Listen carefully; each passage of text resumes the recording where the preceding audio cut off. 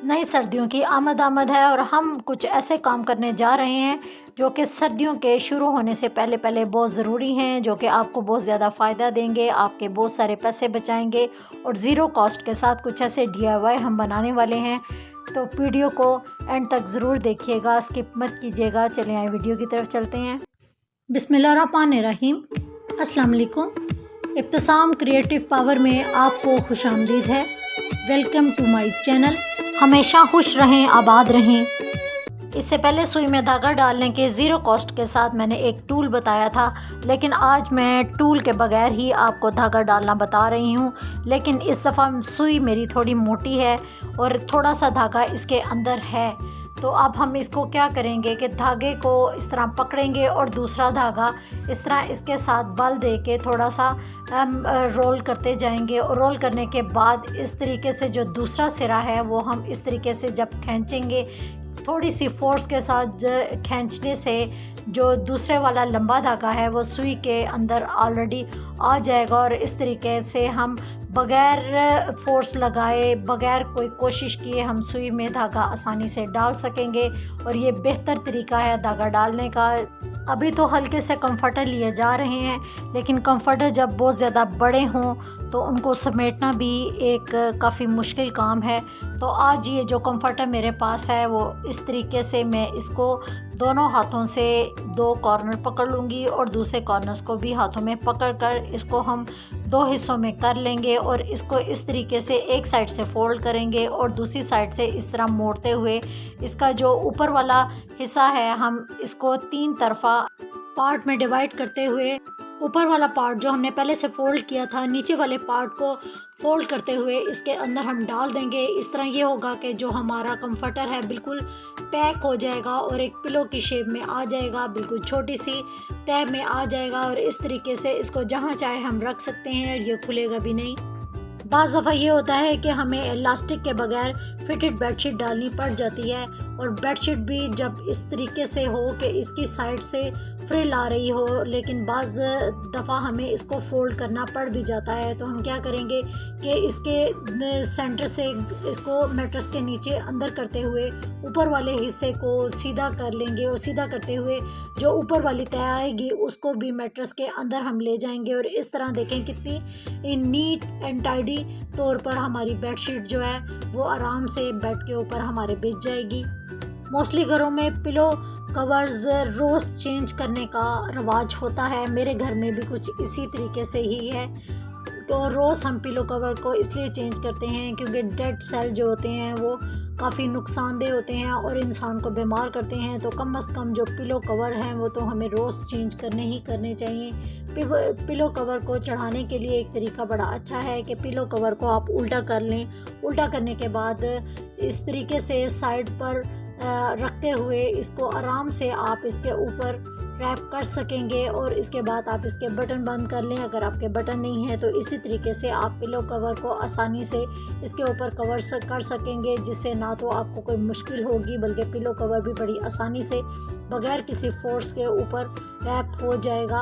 और देखें ये मैंने कितने अच्छे तरीके से पिलो कवर को ऊपर रैप कर दिया। नेल कटर्स के जो हिडन फीचर्स थे वो मैं इससे पहले आपसे साथ शेयर कर चुकी हूँ और एक और ज़बरदस्त इसका जो फीचर है मैं आपके साथ शेयर करने जा रही हूँ। और बहुत से बहन भाई ऐसे हैं जिनको नहीं पता कि हम नेल कटर को लॉक भी कर सकते हैं। छोटे घरों में अक्सर ये होते हैं कि छोटे बच्चे नेल कटर को पकड़ते हैं और दबाने के चक्कर में अपने फिंगर पर इसको मार लेते हैं और जिससे क्या होता है कि इंजरीज का डर होता है। और इस तरीके से देखें हम जब इसको बैक साइड से इस तरह दबा कर फ्लिप आउट आगे की तरफ करेंगे तो आसानी से देखें नेल कटर लॉक हो जाएगा। और इस तरीके से हम हमेशा जब भी नेल कटर यूज़ करें तो हमेशा इसको लॉक करके रखें। आज हम ऐसा DIY बनाने वाले हैं जो कि आपको बहुत ज़्यादा फ़ायदा देगा, लेकिन ये DIY मैं अपने बुज़ुर्गों के लिए बना रही हूँ। इस तरीके से आप अपने फुट का मार्क एक पेपर पे ले लें। याद रखें मार्क को अपने पाँव से 1 इंच ऊपर की तरफ बढ़ा कर मार्क करें। और इस तरीके से मेरे पास इसको वूल भी कह सकते हैं, फाइबर भी कह सकते हैं, लेकिन ये काफ़ी सॉफ्ट और वूल का कपड़ा था जो मुझे काफ़ी पसंद था। तो मैंने ये DIY बनाना इसी लिए बेहतर समझा। इस ट्राउज़र को मैंने खोल दिया, ये मेरे इस्तेमाल में नहीं था, मेरे बच्चे को ये छोटा हो चुका था, तो मैंने इसकी सिलाइयों को खोल दिया और खोलने के बाद इसको इस तरीके से सीधा कर लिया। अब देखें, इसको हम इस तरीके से रखेंगे तो ये इसके ऊपर पैमाइश इसकी पूरी आ गई है। तो अब क्या करूँगी, ये मैं इसको डबल कर लूँगी, क्योंकि मुझे डबल जो है ना वो ये हिस्से चाहिए थे, तो मैंने इसको डबल कर लिया। डबल करने के बाद इसकी जो बेल्ट इलास्टिक वाली थी उसको मैंने उतार लिया, इसलिए क्योंकि ये बेल्ट भी मेरे किसी काम आएगी। इसके साथ भी हम क्या करेंगे ये मैं अगली वीडियो में आपके साथ ज़रूर शेयर करूँगी। बेल्ट को हम उतारने के बाद एक साइड पर रख देंगे और रखने के बाद ट्राउज़र के जो 2 हिस्से हैं वो मैंने काट लिए हैं। काटने के बाद अब फिर से 2 हिस्से जो है वो मैं कटिंग कर रही हूँ। इस तरह मेरे पास ये जो है 4 पार्ट आ जाएंगे। जो 2 पार्ट हैं वो मैंने बड़े वाले काटे हैं और डबल फोल्ड के हैं, और नीचे वाले जो पार्ट हैं वो मैं इससे छोटे काटूंगी। इस तरह देखिए, ऊपर वाले जो बड़े पार्ट हैं वो मैं काट चुकी हूँ, और अब दूसरे वाला पार्ट दोबारा से इसको दूसरी सिमत पर रखते हुए काट लूँगी, इसलिए क्योंकि ये सीधी पैमाइश में नहीं आ रहे थे। तो एक साइड मैंने कम चौड़ी वाली पे रखा और दूसरी साइड मैंने ऊपर वाली पर रख कर इस तरीके से देखें दोनों पार्ट को अपने काट लिया। अब इसी जो हमारा पैटर्न बना हुआ है इसी को मैं अंदर की तरफ 1 इंच लेते हुए दोबारा से मार्क कर दूंगी, और मार्क करने के बाद 1 इंच इसको थोड़ा ट्रिम कर कर दोबारा से कटिंग कर लेंगे, क्योंकि आपको दिखाने के लिए ये था कि जो मेरे पैमाइश थी उसके मुताबिक मैंने पहले बड़ा काटा था, उसके बाद 1/2 इंच अंदर की तरफ लेते हुए मैंने इसको काट लिया था। अब जो 2 पार्ट मैंने बड़े काटे थे, अब मैं मज़ीद 2 डबल फोल्ड के साथ दोबारा से 2 पार्ट को काट दूँगी। इस तरह मेरे पास जो है वो 4 पार्ट हो जाएंगे, जिनमें डबल तय कपड़े की आई हुई है।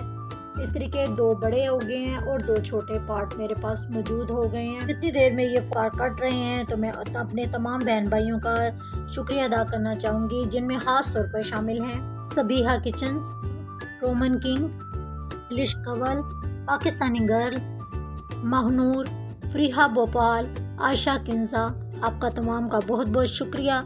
आप इसी तरीके से मेरी वीडियो पर अच्छे अच्छे कमेंट्स करते रहिए, ताकि नेक्स्ट टाइम भी मैं आपका शुक्रिया अदा कर सकूं।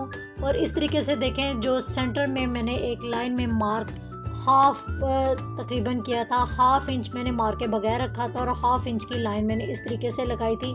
लाइन के ऊपर मैंने स्टिच कर दिया, और पीछे जो मैंने ऑलरेडी कटिंग की थी उसको भी मैंने स्टिच कर दिया। और स्टिच करने के बाद अब जो कम चौड़ाई वाला हिस्सा था वो मैंने नीचे रखा है, और नीचे रखने के बाद जो इस तरीके से ऊपर जो मैंने स्टिच किया था उस हिस्से को ऊपर रख कर मैं दोबारा से इसको गोलाई में स्टिच कर लूँगी। तो चले आए, हम चलते हैं अपनी दोबारा सिलाई मशीन की तरफ। और इस तरीके से 4 तहें मेरे पास मौजूद हैं, ऊपर वाली 2 तहें हैं और देखें 2 तहें नीचे वाली हैं। तो 4 तहों को इस तरीके से रखते जाएं और साथ साथ इसको सिलाई लगाते जाएं, और ध्यान रहे कि दोनों तहों को थोड़े थोड़े में पोर्शंस में पकड़ कर सिलाई लगाते जाएं, ताकि कोई भी तह आपकी छूट ना जाए, वरना वो फिनिशिंग और वो नीटनेस आपकी नहीं आएगी जो एक DIY जो आप बना रहे हैं उसमें आनी चाहिए। इस तरीके से जो पूरी ओवल शेप हमारे पास 4 तहों में मौजूद है उसको मैंने स्टिच कर लिया है, और अब इसको हम सीधा कर लेंगे, और सीधा करने के बाद इसकी फाइनल शेप आपके सामने आ चुकी है। तो चलते हैं कि इसको मैंने किस मकसद के लिए बनाया है। तो इसको मैंने अपनी वालदा के लिए बनाया था, जो कि सर्दियों में नमाज़ पढ़ती थी और उनके पाँव काफ़ी सर्द हो जाते थे और उनको काफ़ी सर्दी लगती थी, और पाँव ठंडे होने की वजह से वो काफ़ी तकलीफ़ महसूस करती थी।